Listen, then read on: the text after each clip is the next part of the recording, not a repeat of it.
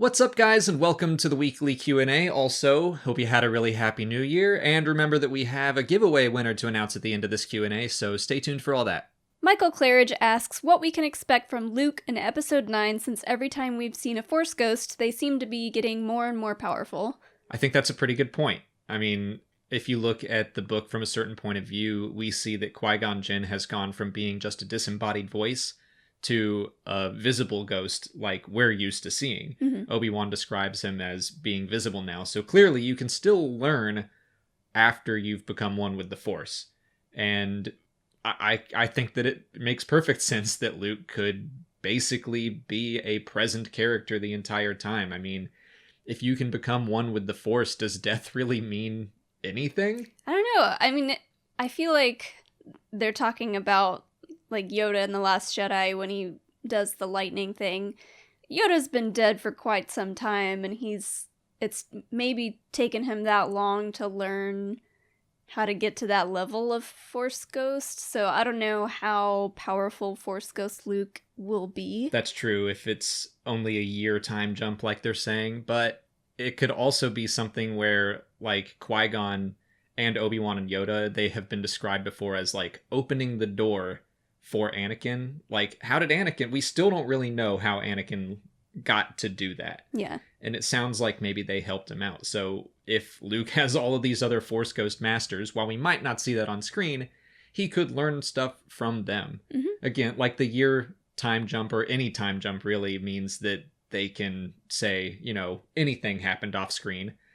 Luke learned quite a bit in between Empire and Return of the Jedi, so he could very easily learn a lot. I mean, who knows how time even works when you're That's true. one with the Force. And like I want to say dead. Yeah. But is he really dead? Like, should we even describe it that way? It's hard to decide. I think he's dead. He's definitely like a Force ghost, Well, but I'm not. Yeah, but does that mean the same thing as Han being stabbed and falling into Starkiller Base? Like, he's dead and gone. Luke is dead, but he's can still be around. One with the Force. Right. And I don't know if one with the Force means the same thing as straight up dead. It's weird. Yeah, I don't know. Do you want to see a lot of Luke in 9? Yes, I do. I don't know if I do. No? I don't know. I don't know. I was pretty shocked that they killed him off in The Last Jedi. I was like, okay, he does this thing, and I thought that the whole Force projection thing was cool, and then he died or became one with the Force, and I was like, who knows? Oh no, I wanted another movie of Luke kind of being back, and he's his old self, and now he's teaching Rey, and now he's going to help train a new line of Jedi, and we could still see that as a Force ghost. So I was just shocked that they killed him off. I don't think he's gonna be in it that much, but I would like to see him do some more sit-down talks with Rey. Yeah. I don't know if, like, training sessions is the right term, but, like, I think he has more to teach her. I agree. And that's kind of what I was hoping. And either way, whether he was fully alive or one with the Force, I'm okay as long as they keep talking. I just hope that Luke gets more screen time than Force Ghost Obi-Wan or Yoda. Like, Alec Guinness came in and shot for a couple hours for The Empire Strikes Back, and he was like, well, I'm done. So I want Luke to be a more significant presence to help round out the Skywalker saga. Right. And, of course, you know, I want all the Force Ghosts to be there. Yes. Bring them all back. Davidson Norris wants to know what periods we want future movies to explore after the Skywalker saga. I think the easy answer is Old Republic. Yeah, I was going to say anything ancient would be awesome. I would really like to see older stuff because the way that they're taking the idea of the Jedi and the Force, like from Last Jedi on, is kind of like a gray area. So Right. I want to see what things were like before. I agree. And it's also just one of those things that fans of Legends, like, we had all of this Old Republic content and we're kind of used to having it there. And I know that we're all anxious to just see it explored more. And also it's just seems to make more sense. I guess it's a little simpler because, I don't know, making up future stuff, it's like, I don't know where we go. And even Legends didn't really get super past the point that the sequel trilogy is. Yeah. I mean, there was like the Yuzon Vong stuff, and then they did the Star Wars Legacy comics where they went with Cade Skywalker, and that was like 150 years later. And that's kind of all they did in the distant-ish future for Star Wars. I don't know if I would necessarily say that it would be easier to explore the past, because either way, you run into the idea of pleasing fans. Oh, yeah. So anything new is going to be obviously new and scary, and people might be a little uneasy, and anything old, if it's not exactly like they want it, that's a good point. You know, they can change things up and make all the stories from Legends similar but different. So I guess it's kind of a touchy subject, I think. I've been saying like, oh, I want Star Wars to just get away from the Skywalker saga because there's all this emotional baggage and stuff. But yeah, there is still emotional baggage for the Old Republic era, because we have characters like Revan and Bane, and like I love Darth Bane's Legends trilogy of books, and if they explore that and it's not exactly the same, I'm not going to pitch a fit about it, but I will be like, oh, but those books were so good. Right. So, Which yeah, is like you're right. Pretty much any movie based off of a book, usually fans are like, oh, the books were better. But with Star Wars especially, people get really, really up in arms if things are different. Yeah.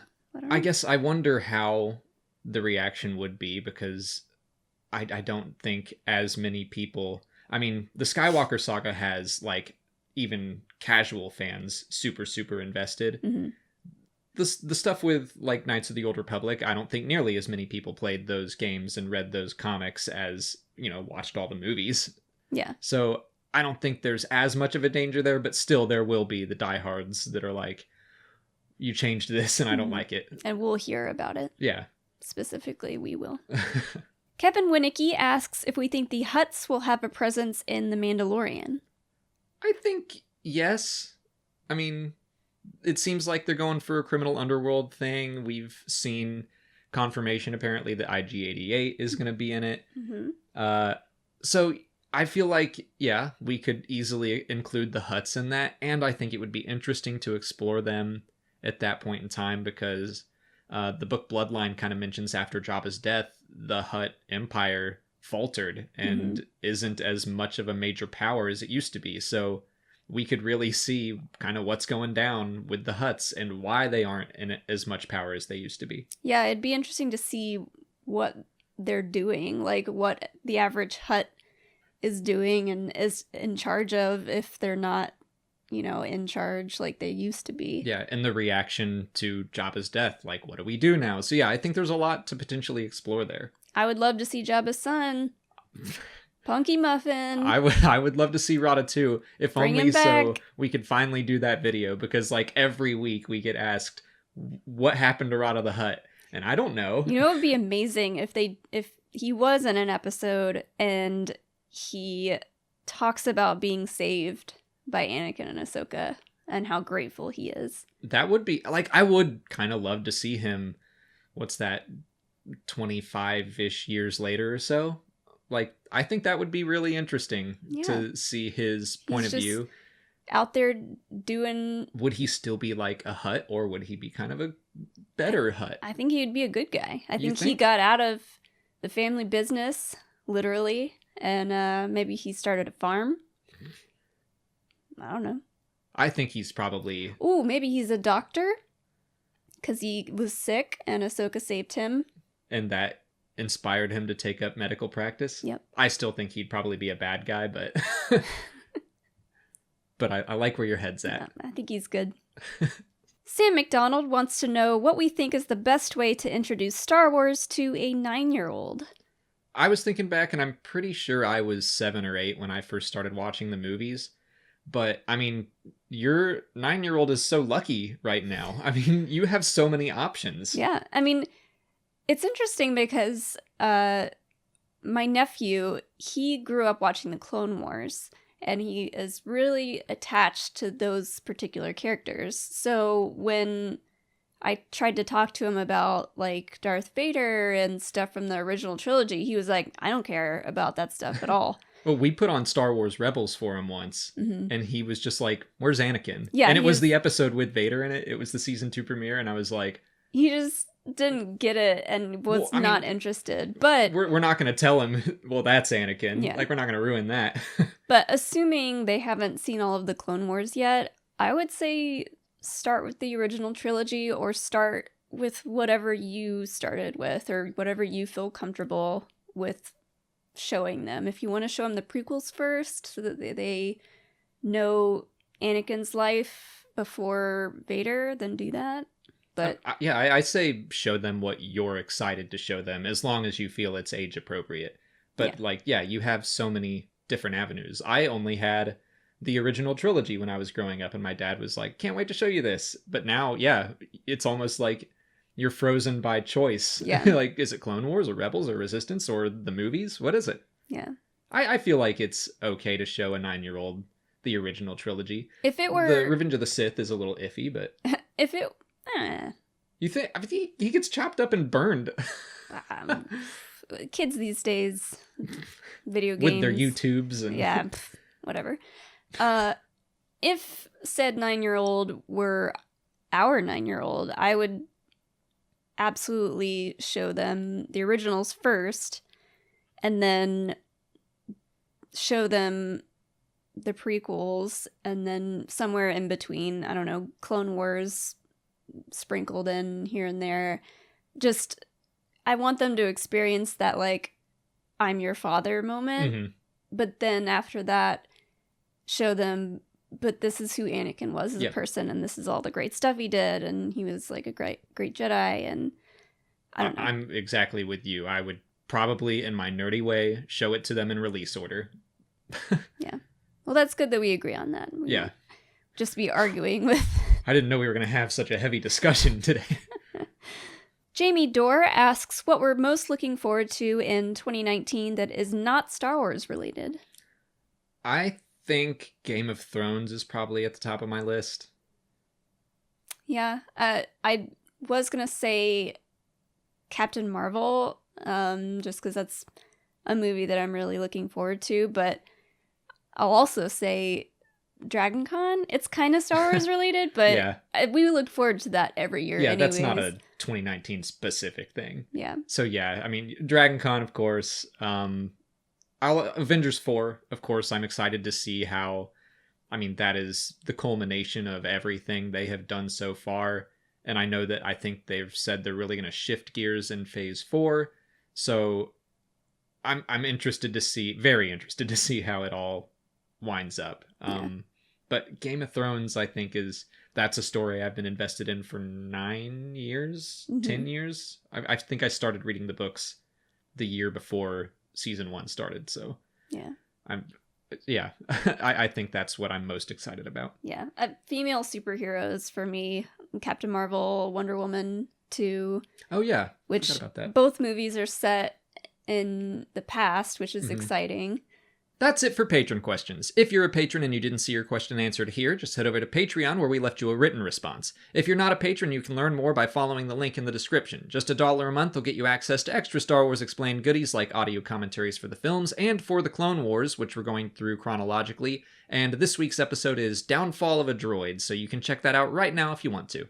On to YouTube questions. Nick Richard asks what our favorite non-Star Wars, non-Indiana Jones, Harrison Ford movie is. This question got so many upvotes. I was like, I don't know. It's so specific. Also, when I first chose it, I thought it just said non-Star Wars, non-Indiana Jones favorite movie. And I was going to go with Lord of the Rings. But for Harrison Ford, I guess I got to go Blade Runner, both of them. I really liked both of those. And they speak to those whole... I mean, the classic sci-fi question of what does it mean to be human? Which it's very Battlestar Galactica in that way. So I'm going to go Blade Runner. I was really late to the game in seeing Blade Runner, so I'm honestly not a big fan. Don't come after me for that. But I will say The Fugitive, because I love Tommy Lee Jones. It's a great one. And Jay Mikowski wants to know what Ahsoka was trying to do during the fight with Vader when she shattered the floor. So this is from Rebels, when she takes her two lightsabers and punches them into the floor, causing it to break and fall apart. Yeah. I think that she was trying to take both of them out, as in like I can't beat him, but I can do my best to kill us both and take him out of the galaxy. Not expecting Ezra to appear out of the ether and save her. Yeah. Well, it's hard to tell from that scene because we don't see exactly how much damage that is doing. It's definitely like breaking his fall. So for me, I feel like it's her just trying to get a step ahead of him because... Like distance themselves and escape? Yeah. Okay. I feel like she's way more nimble than half robot man, who's super heavy. Uh-huh. So That's I don't know. True. I wonder how much he weighs. I just feel like she was trying to do something to, give some distance between the two of them so that maybe she could get away. Yeah.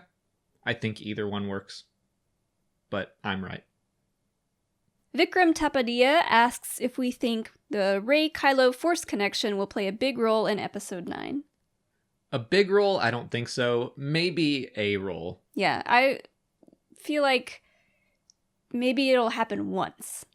Maybe, like, at the end, something big happens and they do the Force Connect thing. But I don't know. I feel like at the end of 8, that was kind of it.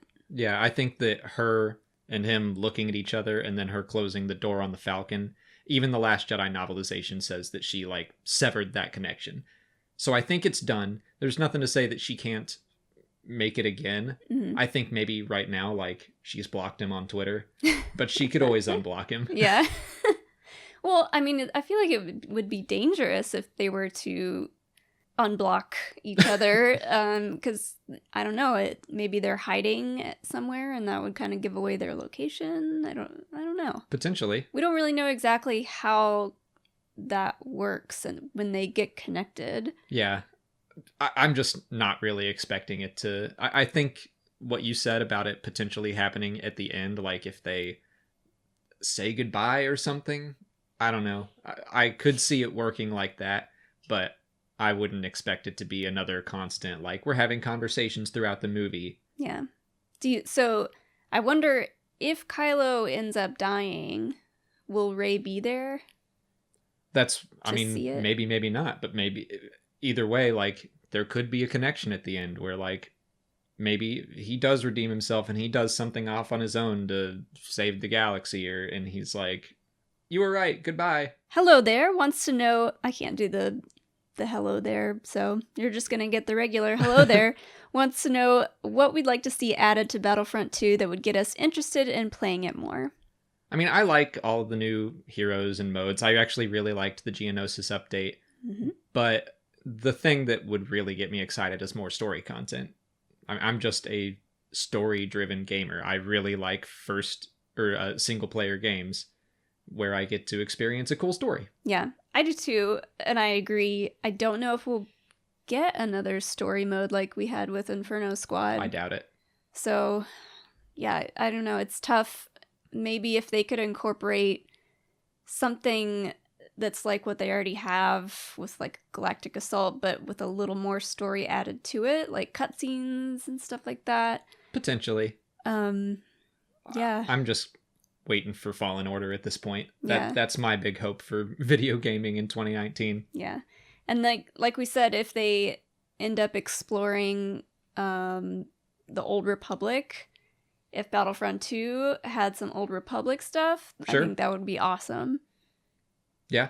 If they're going to keep updating it that long, which it sounds like they're going to continue adding stuff to it throughout all of 2019, so who knows how long they plan on doing it, or if they're going to do a Battlefront 3, I don't know. Yeah, and there's everything from Episode 9. There could be a bunch of cool updates from that. We don't even know anything about I'm sure 9 they'll do yet. that. So Simon Dietz asks if we think Lando will wear a cape in Episode 9. Finally, the hard-hitting question. Yes. Yes. He better. He wears a cape in all of his movies. There'll be riots Yeah. at the theater if there's no cape. If there's no cape at any point in the movie, I'll be... Hashtag no cape. Hashtag not my Lando. Not my Lando. Yeah, it's like a part of his character at this point. I can't imagine that they would be like, let's bring Lando back, but no cape this time. What if his first scene, he gets introduced and they're like on their way to go somewhere and they have like a little conversation and they're like, okay, let's go talk to so-and-so. And he's like, hold on there a second. Let me cape up. Yeah, and he puts his cape on. Or what if by this point he's like trying a new style where he's like, no man, capes are old school. I'm all about ascots now. Oh no. I might scream in the theater. Yeah. No, I think he'll either already be wearing the cape or the cape itself will have its own entrance somehow. It's gonna be like Doctor Strange's cloak. Yeah. There's the Marvel Star Wars crossover we've been waiting for. He's developed like this new droid that its only purpose is to bring his cape and hook it on his collar. Or the cape is a droid. It's made of like tiny nanobots. And it is somewhat sentient. No. I'm on board for that. I don't like it. I'm on board. That's all the time we have for questions today. If you want to leave a question for next week's video, just put it in the comments below or sign up for Patreon to join our weekly Q&A discussion. If you haven't already, please like this video, subscribe to the channel. There's a giveaway winner. Thank you. That's all the time we have for questions today. If you want to leave a question for next week's video, just put it in the comments below or sign up for Patreon to join our weekly Q&A discussion. But before we go, we do have a giveaway winner to announce, and that is Bill Radloff. So thank you for entering. Bill, I already sent you an email so that we can get your shipping address and get all that stuff out to you.